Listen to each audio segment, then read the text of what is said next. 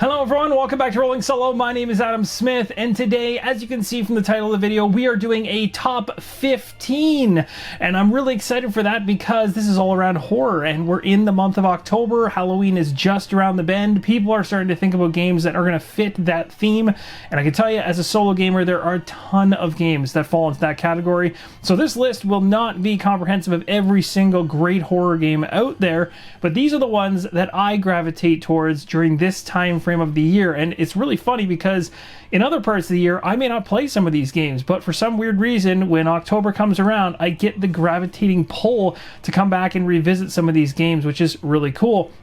So what we'll do is, this list, just as a disclaimer, is not a ranked list, so it's not about which one's better than the other one, because that could be argued all day long.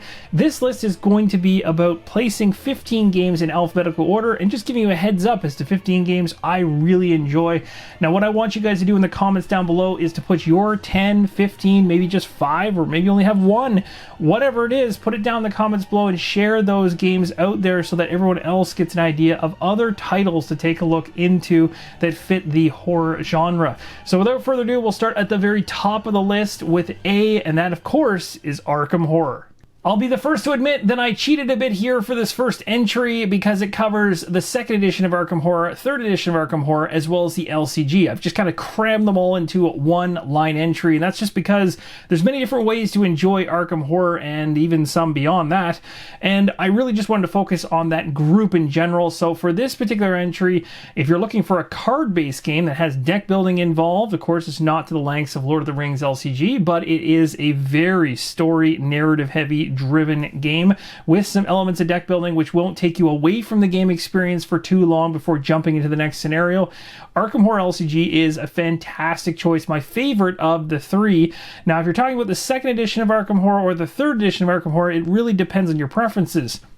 If you're a fan of the 2nd edition, you're likely a fan of that gritty, insane chaos that came with that 2nd edition. If you have everything for it, it is an absolute beast on the table, has tons to it if you throw everything in, and the game just looks terrifying. It has a very gritty nature to it and how the design looks, whereas the 3rd edition is more modern and takes away, I think, from that horror presence on the table, but it does have more modern game mechanics applied to it, and there's going to be some that love the way that the tiles are laid out for Arkham Horror 3rd edition, and others that are not going to find that too great.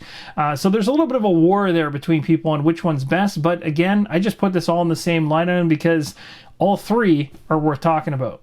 The next one in line is one that I actually recently covered on the channel, and that is Bloodborne, the board game. I mean, what better game to fall into a horror genre than that? I mean, it is pure torture through and through to try and traverse through this landscape of monsters that are constantly trying to take you down. And if you've played the video game or understand the IP at all, you'll know that this absolutely has a setting that vibes perfectly with October and Halloween. So I highly recommend this one and really like the design and the adaptation of the video game to the tabletop from Cool Mini or Not. Next up, we have Cthulhu Death May Die. Now, this is a real big personal favorite of mine. I love this game. This was one where I had hoped it was going to be good when it first arrived on my doorstep, and when I played it and realized how much tension is in that game and how well balanced it is, even though it seems like the dice and everything else going on inside of it is just chaos and random, there's not a lot of randomness, but there's enough randomness in there to create this sense of never knowing whether you're going to pull off a victory or not, and that's what I love. That tension of being right on the edge of a knife, of going, oh, we got this, and then it turning sideways and things going downhill real fast. I've got videos on the channel for this as well. I think Cthulhu Death May Die needs to come out with more seasons. There's a season 1 and a season 2 that came through the Kickstarter, and I would love to see more content added for this game. They did a fantastic job. Next up is Dungeon Degenerates. Now, this is a game that is going to shock your eyes. That is the best way I can explain this game in terms of its visual appeal on the table. It is very bright, vivid colors. Some people look at this game and won't even purchase it just simply because it is so vivid in terms of its colors. But I've learned over the years to kind of let that go, and my interest in it has peaked extremely high, especially this year around it. I think it would be a perfect game to be on the table stable for Halloween, and it's one I'm looking to dig into really, really soon.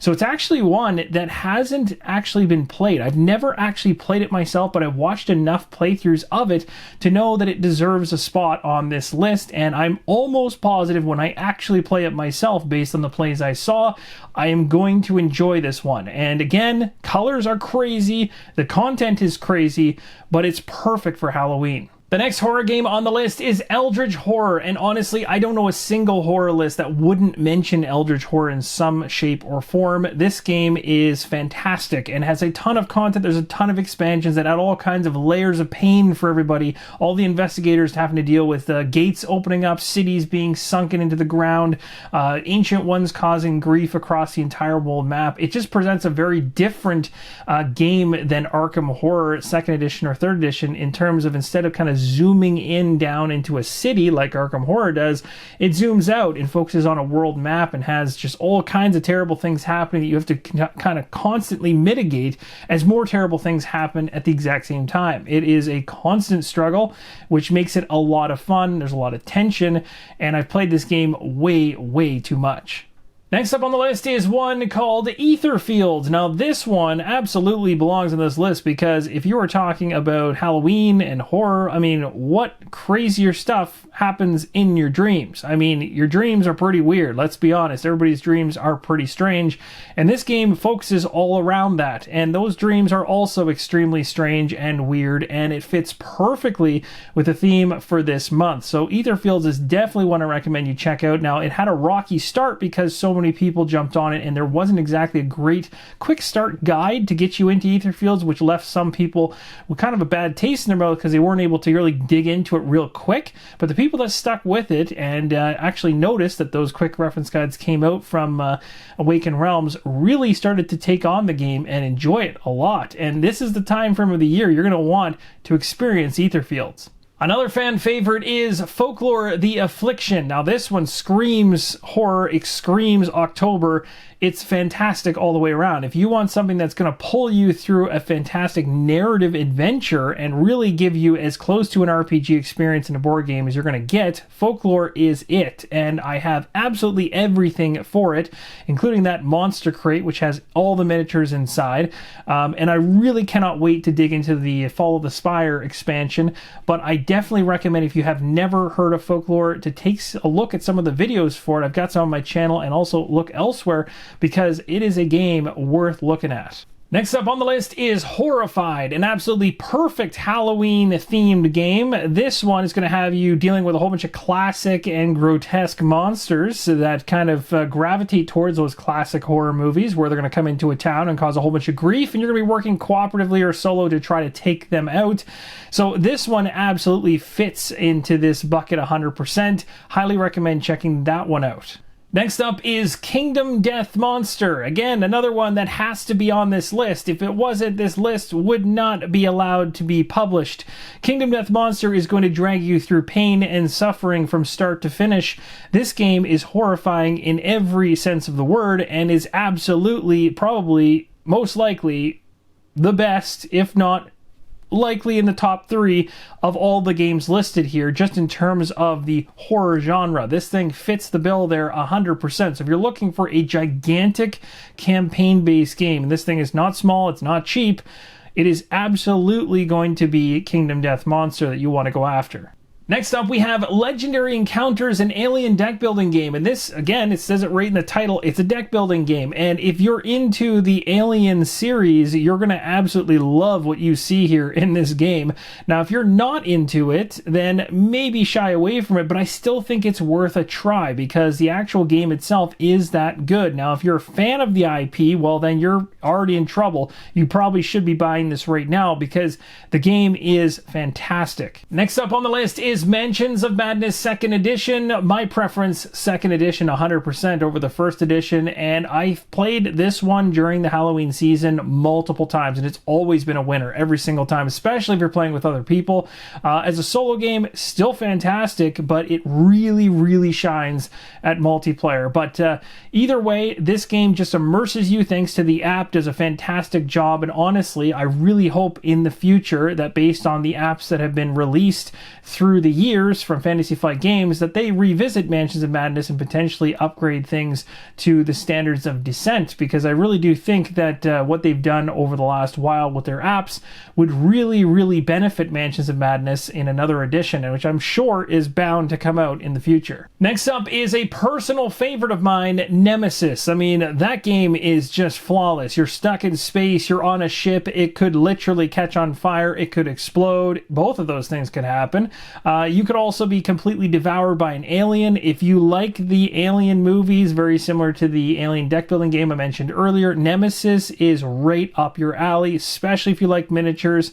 It's an Awakened Realms game, so it is produced to the nines, and it's not just about how nice it looks. The game is amazing, and it's great at all player counts. Next up is Shadows of Brimstone. If you're into cowboys and Cthulhu, that's what Shadows of Brimstone is all about. That really sums it up. You're going to head into the mine. You're not going to know what you're about to run into, but it's going to be a whole bunch of weird, and it's definitely going to fall in that horror category, and it's going to throw some serious punches at you, and you're going to have to be ready for all of that. So if you're looking for something that has Western theme to it, which is something that that theme really doesn't get overdone in the board game industry at all, which is actually kind of surprising and is another whole conversation in and of itself, kind of similar to Pirates. There's just not as many of those games coming out, but I'm sure they will get their day at some point in the future. But the Shadows of Brimstone, the amount of content that is available for that game, if you really want to go off the deep end and jump into it, you really can, and everything you purchase for it just adds more layers of randomness to the experience, and not randomness in a bad way.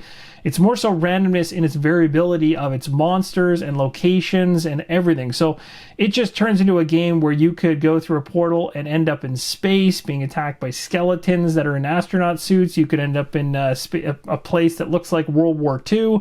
Like, it pops you into all these terrible different situations that absolutely fit the vibe of this list. We're now down to the bottom two selections for the list. The first one is Solomon Kane, and this one's, in my opinion, the best solo game from Mythic Games to date. And the reason I think it belongs on this list is just because the aura around Solomon Kane and the lore around Solomon Kane is so fantastic. Now, I've watched the movie, I really enjoyed it, and that certainly puts you in the mood to play Solomon Kane, the board game. And when you do, you'll realize that the game has this extremely cool balance of what's physically represented with characters on the game board in terms of Solomon Kane and anyone he might run into, enemies or allies. But on the other side of the spectrum, you have virtues that are sitting on the table that are basically in the spirit realm. They're present in the scenario, but they're not necessarily present physically. And it's that real cool balance of the spiritual versus the physical going on in this battle with both of them involved in the game itself that makes the whole gameplay feel so different than a lot of other games where there's just miniatures on a map or dudes on a map and you're just essentially moving through a dungeon crawl kind of board game. This one really just presents a different way of thinking and looking at it and also playing it that I really enjoy. The last entry on the list is going to be Zombicide 2nd Edition. Now, again, there's Zombicide, the original edition, the first season essentially, second season, third season, Black Plague, Green Horde. There was this I forget what the space one was, Invaders. There's a Wild West one that hasn't released yet. There's just countless amounts of these things, and there probably will be no stopping of it because everyone's got their theme and their vibe that they want to go after. Now, at the same spot that I put this on the list, because I believe that, hey, zombies definitely fit the horror and October time frame and horror list, I also wanted to put something there for solo gamers that have already played Zombicide and maybe moved past it and don't really have any want or desire to revisit it in any shape or form. And there's nothing wrong with that either way. But the one that I thought was a really great zombie game that's a bit heavier, and I shouldn't say a bit, it's actually quite a bit heavier, is Dawn of the Zeds. And it needs to be mentioned because it is a fantastic game. Now, it's going to cause you to do quite a bit of rules reading to get your head around it, but the gameplay is much more interesting than Zombicide. So if you're looking for one that's lighter, Zombicide's the one you want. If you want something a little more heavier, then Dawn of the Zeds is what you're after. And that, my friends, is going to wrap up my top top 15 horror games for 2021. At this point in time, as I mentioned way earlier in the video, let me know down below in the comments, what are your favorites? It doesn't have to be in any particular order. You can rate them if you want to in terms of the ranking order. You can put them in alphabetically, whatever you want to do. Whatever games you've been exposed to that you really enjoy, let us all know, because there's probably a whole bunch of hidden gems out there for this time of year in terms of a horror themed board game. So let us know. I'm really excited to go through those comments and see all the different things people are getting to the table or have enjoyed for years. Now, there's a couple things I want to mention right now. I was going to do some honorable mentions actually a little bit late. Usually I do this at the beginning of the video, but I'm going to do it after. And there's just 3 of them. And there's 3 games that I picked out from Kickstarter that haven't delivered yet, but based on my plays of them, I'm very excited. And they do 100% fit into this horror list. The first one is Vampire the Masquerade. So this is one that I did a playthrough of on the channel. This is a RPG board game, essentially. It is a lot of fun. The prototype that I played was a blast, and it absolutely felt like I was playing an RPG, but again, a sped up version because it's a board game, and it just had so many cool and unique choices as you went through the different maps and you interacted with people. If you interacted with one person before another person, what that person would have done or maybe did do is different if you change the order in which you interact with them, for instance, as it throws these narrative kind of different avenues at you, forks in the road. You're going to have to decide where you go down, and it's going to have ripple effects throughout the gameplay. That's just extremely cool. So Vampire the Masquerade is one I'm really looking forward to. The other one is Darkest Dungeon. That's another one from Mythic Games. The other one I mentioned earlier was Solomon Kane. So maybe Darkest Dungeon will end up becoming my favorite solo game versus Solomon Kane. Who knows? But that's part of what I'm looking forward to seeing is, what they're going to offer with Darkest Dungeon. I've done a Kickstarter preview of it, and I will be doing an updated play of it in the near future. I'm really excited to find out what has changed or what things or where things are at currently, because when that final version lands, I'm really going to dig in even further. So that one, being very much a horror-based game, definitely deserves a mention on this list for me. And again, I'm a huge fan of the video game, so that just adds another layer to it too.